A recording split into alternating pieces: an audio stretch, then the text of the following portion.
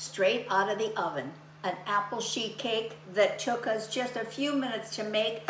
The entire house smells fantastic.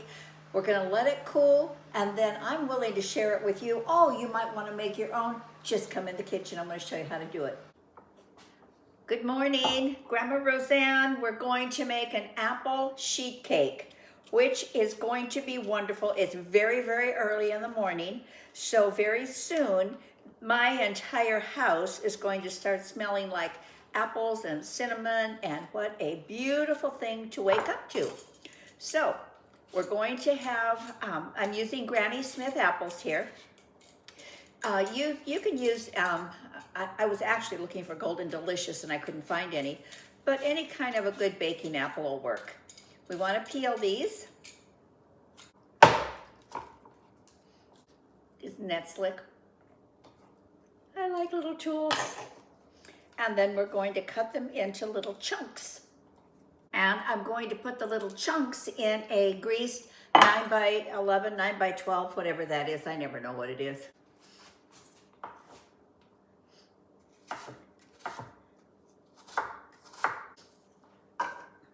Just like that. And so you don't have to watch me do all of these, doing the exact same thing. I will be back when they're all done.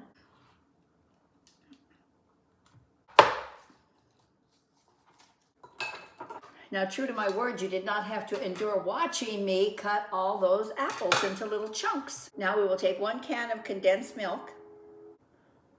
Okay, I think we need a spatula here.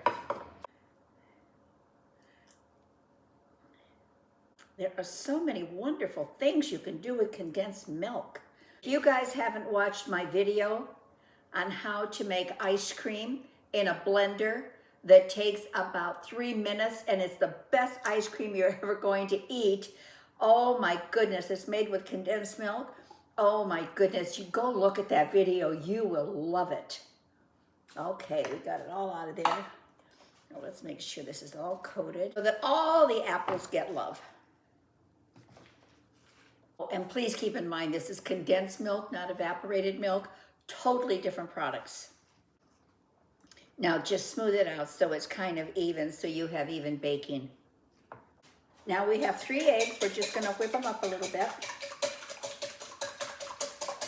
And to this, I'm going to add 150 grams of sugar,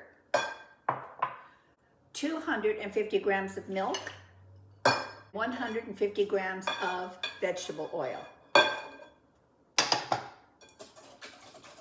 And we'll give that a good mix. Oven has preheated to 350 degrees, and we will set that aside for a moment. I have 200 grams of sifted flour in here. Typically, I don't sift flour. I just kind of aerate it a little bit, but this recipe is very, very light in texture, and I think the sifting is really good for it. So 200 grams of sifted flour. The recipe calls for 1.5 teaspoons of cinnamon. We really enjoy cinnamon. I put 2 teaspoons in. 1 teaspoon of baking powder.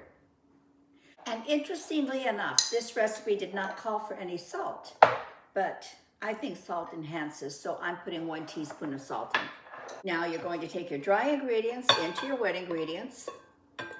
Isn't this nice too? You're not pulling out a mixer to having to do this. You want to be sure all that flour is hydrated. Roseanne, how do I know if it's hydrated? Because you don't see the white anymore. I want to make sure that there's no clumps of flour. Everything is very, very smooth. This is really such an easy cake, you guys. Oh, I love stuff like this, where it's delicious and delicious, nutritious, and easy. Now we will just pour this over the top so that it's evenly coated.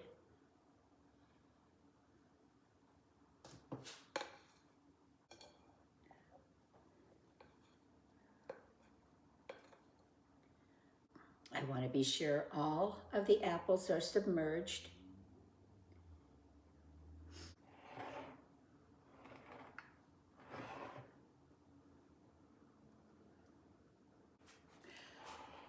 Now this is going into, as I said, a 350-degree oven for 40 minutes. And during that time, because this is a full service channel, I will tell you, I'm watching Landman. If you haven't watched that series, it's so good.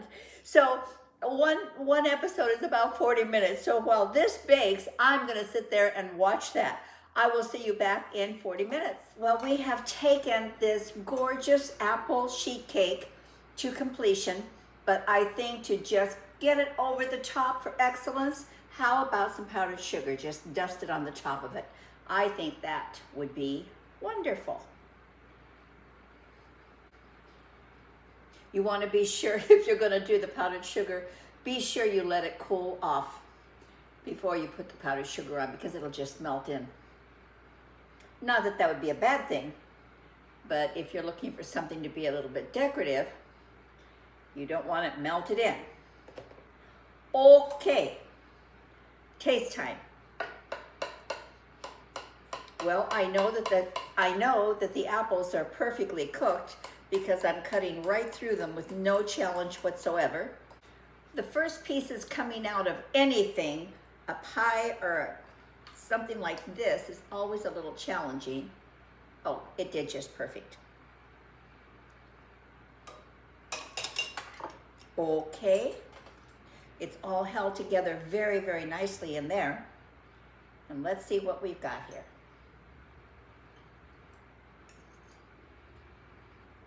I'm telling you guys, if this tastes half as good as it smells, we got a winner on our hands.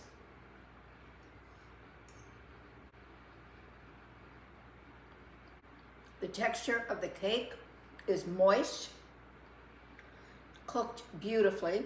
The apples are just perfect in their tenderness.